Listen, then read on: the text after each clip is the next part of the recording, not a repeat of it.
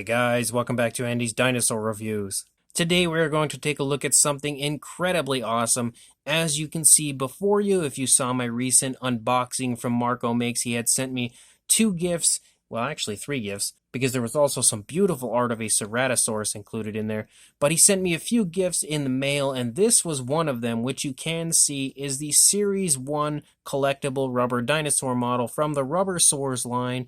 This is the spitting Dilophosaurus from Marco Makes, and man, is it ever beautiful in person. Again, Marco, as I had actually stated in that unboxing video, is pretty much doing the work of the Jurassic gods for us here in the collecting community, creating pretty much those perfect Jurassic Park collectibles that have that very strong Kenner feel, but at the same time are more of like that updated modern type of a figure, and he combines all of that into the most picture-perfect dinosaur figures consistently that you'll ever see. And on top of all of that, look at how beautiful the entire presentation of this is. Like, that box art is just like next level beautiful. It honestly doesn't get any nicer than that. Having the really nice reds and yellows, that gorgeous scene of the fence in a really nice Jurassic Park style landscape, everything on this just screams Jurassic Park and really again gives you such a beautiful nostalgic feel overall.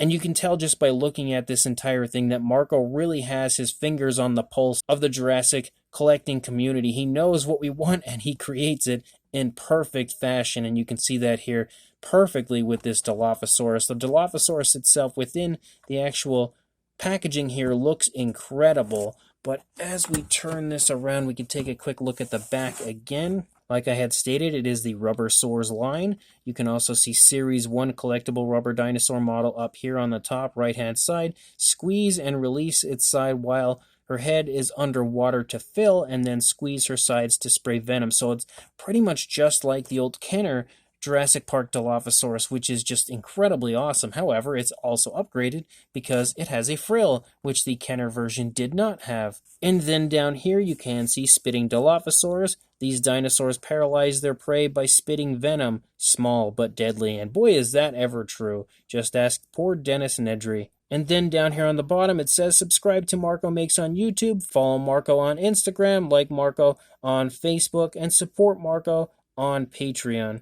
And make sure you purchase more figures on Marco Makes Etsy store, and they are handmade in England by Marco Makes, and a special thanks to Sora as well. And they are for adult collectors only, and I really highly recommend you doing all of those things that were just stated here at the bottom of the box. Make sure you subscribe to Marco on YouTube for sure, because you get to keep up with all of his incredible videos, and make sure to follow him on all of his social media outlets to keep up to date on everything that he is working on, as you usually find out more of what he's working on, a little bit more of like a behind the scenes by following his social media accounts, and you kind of stay up to date a little bit earlier, I would say, than what you see on his YouTube channels. You get the awesome YouTube videos, but to really keep up to date on everything that Marco is doing, you need to follow his social media accounts as well. But if you don't have social media, that's okay. Just make sure you subscribe on YouTube. And then, of course, by supporting Marco on Patreon, you help to make further Rubbersaur figures possible, because again, it's a one-man show all done by Marco, so he really does need the support of anybody willing to help to get further figures released. And then of course those figures can then be purchased on Marco's Etsy store, so it all just kind of ties together. But this figure looks incredible. Cannot wait to get it out of the packaging and take a look at it. So without further ado, let's go ahead and do that right now. So we have our Dilophosaurus out of its box, as well as the frill, which I just had upside down, is also out of the box. And honestly, it looks so beautiful out of the box. Like, he has really sculpted this one out perfectly as far as that Jurassic Park style Dilophosaurus goes. And it's nice and small, which I really quite like as well. And I think at the same time, the smaller size makes it even more impressive, because you can see how much beautiful detail has been put into the figure with a smaller size like this. And of course, it's really bendable, being a Rubbersaurs. It's very, very flexible in every area. Very, very nice as far as that goes. But you can see sculpt-wise, again, it perfectly resembles that Jurassic Park style Dilophosaurus. And it's just crazy to me how good Marco does on the sculpts of these figures, how accurate they look consistently to what they look like in the films themselves. And to show you that, we're just going to go ahead, jump straight to a closer look right now. So starting up here at the head sculpt of our Dilophosaurus, you can see that, again, the accuracy as far as screen accuracy goes with this Dilophosaurus, it is just perfectly portrayed in the sculpt. It just looks exactly, in my opinion, like what the Dilophosaurus looked like in Jurassic Park. Really beautiful texturing that we have up here on the face. You can see the nostrils are sculpted out quite nicely. The eye is painted beautifully, and it's such a small eye, so it's really quite impressive how carefully and how nicely done the paintwork is in the eye area.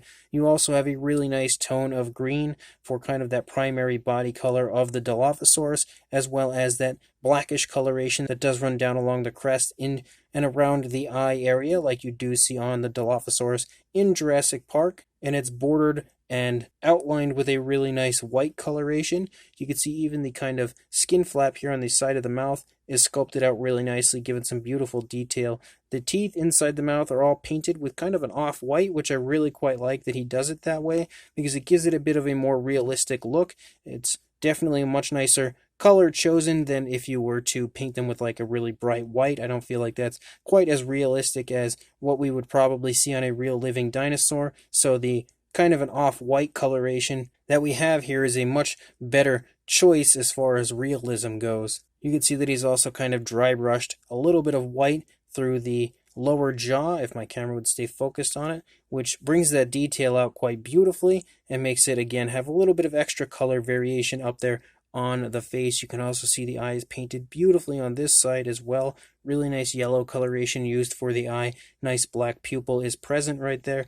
As you come up here into the top of the head, again, you can see up here looks great as well, but as you move down here into the neck, you can see some really nice like creasing in the neck of the Dilophosaurus. You can see that he continues to run that really nice white dry brushing down the course of the throat, down throughout the entire underside of the Dilophosaurus, and the black and white continues to run down the course of the back of the Dilophosaurus. And then as you get further down into the body, you have the really nice arm sculpt, beautiful texturing to the arm. As you move down the course of the arm, you also see some more of that black and that white start to appear on the arm right there. And then as you take a look here at the hands are sculpted beautifully in a very nice, very relaxed position. You can see they're not really held up in some kind of like a crazy action figure kind of a way. They're in a really nice natural position, I feel like, for the dinosaur. So that is beautifully done as well. The nails are painted with a black, and they genuinely look like they're sharp. Like you can see as I turn it here, you can get an idea of what the nails look like. They look very realistic. They're not sharp, of course, at all. They're made of rubber, so they're very bendable,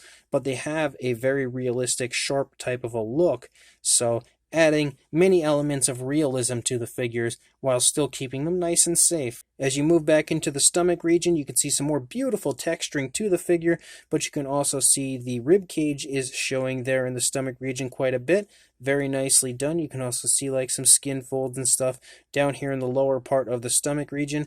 Up here on the back, you can kind of see like some ridges running along the spinal column right there. Again, the texturing looks incredible as you continue to move down the course of the figure. It just looks beautiful. Very nice muscle tone. As we get back here into the thigh region, you can also take note to the hip bone a little bit right there. The calf muscle also sports some really nice muscle tone to it. You see more of that really nice greenish coloration, and again some more of the black and the white outline that we see all over the figure. And then as you get down further into the leg, you can start to see like the ankle and everything pick up. The feet look really nice as well. Beautifully painted nails, again with a black, and you can also see both the hands and the feet transition to a mixture of like reds and grays on the feet. Very reminiscent of what we see on the Jurassic Park Dilophosaurus, as they have kind of like that reddish type of an appearance to the feet and hand areas. And then as we move back out into the tail, some more really nice texturing to the skin of the Dilophosaurus. Looks great here on the underside. You see more of that nice dry brushing that runs the course of the tail. And you also actually can see, even though it's upside down, that we have a Rubbersaurs logo here on the underside of the foot. But as we run out the length of the tail, you see it comes to a nice tip right there. And you can also see again that that black transitions to a green right here, that primary body color of green. ends up overtaking the entire end of the tail. As we take a look at the opposing side, you're not probably going to see too much difference on this side because the figure is in a totally neutral position, which honestly looks really nice. It almost looks like it's basically just standing there about to take down Nedry, as we have to bring that frill in then to show how mean the Dilophosaurus can be. But I would imagine the sculpt is probably going to be very similar on this side. Just like we had seen on the previous side, you can see that the actual texturing again in the neck looks great. You have some nice like skin wrinkles and stuff in the lower part of the neck as you move down into the throat region. It looks really nice. The arm sculpt looks beautiful. Over here you can see the shoulder blade is present, which I don't believe I commented on the previous side. The rib cage again looks really nicely elaborated from the skin, but obviously not too overly elaborated. Looks again pretty much just like it looks in the film. The hand looks quite nice over here, just like we had seen on the previous side. Beautifully painted nails with a black. And then as you move back here into the leg, again, the muscle tone is displayed nicely in both the thigh and calf regions. Really smooth transition to the coloration of the feet as well. The nails are also really nicely painted over here. You can see like a scoot-like appearance down the course of the toes. And then we lead out the length of the tail, and the tail looks great over here on this side. And again, the figure is super bendy. Being a Rubbersaurs figure, it's really flexible. And I really like that aspect as well. It's so cool. And then we have the frill of our Dilophosaurus, which is actually just as flexible as the Dilophosaurus itself. But you can see that the actual sculpting and detailing aspect of the frill is really beautifully done, with lots of really nice creases and everything within the frill of the Dilophosaurus. Beautiful coloration. I love how smooth the transitions are from that light green to the darker green, and then the very dark coloration that kind of runs the border of the frill, the outer area of the frill, and then you have those really cool red lines, that red design that you do see on the Dilophosaurus in Jurassic Park. And then if we actually turn it around, you can see the back of the frill sports some really nice coloration, similar to what we see on the figure itself, with the primary green coloration as well as the black and white that kind of designs all over. And you don't often see the rear of the frill of a Dilophosaurus, a JP-style Dilophosaurus. So it's really cool to see that Marco has gone the extra mile as far as the paintwork of the figures and given even the back of the frill paintwork. But you can also see how nice the actual detailing aspect of the frill is on this side as well. And then actually very reminiscent to the old Kenner Dilophosaurus. There you go, and look at that. How awesome is that? That is about as picture perfectly beautiful as it gets when it comes to a JP style Dilophosaurus with the frill on, and the frill is removable, which is something that we've been asking Mattel to do since the initial onset of the Mattel figures, but they have not done quite yet. So Marco has stepped in, and created that beautiful, again, perfect throwback Dilophosaurus figure for us to love and own in our collections, and I could not be happier to have one here in my collection. And then we've actually taken our Dilophosaurus outside. We've got a cup of water here, so we're going to put it in the water like Marco has obviously told us to. We'll suck some of that water in, and then we're going to go ahead and try to focus on the Dilophosaurus, but my camera hates doing that. And look at that, the venom is squirting out. Do that again real quick. That's awesome. It works so good too. There we go. It's a little bit of a better view. Probably not the most perfect view of that actually occurring, but it works really well. And again, is pretty much that awesome throwback to the Kenner Jurassic Park figures. If I could get focused again. And look at how good it works. So good. And probably, again, the best action feature that you can come up with for something like this. It works perfectly for the spitter gimmick of the Dilophosaurus and works perfect on Marco's figure. So this Marco Makes Dilophosaurus is awesome. As you saw, the action feature works perfectly, and even more awesome, you can see that the Dilophosaurus is actually standing with its tail up off of the ground perfectly on its own. Once that frill is applied, it balances out so perfectly.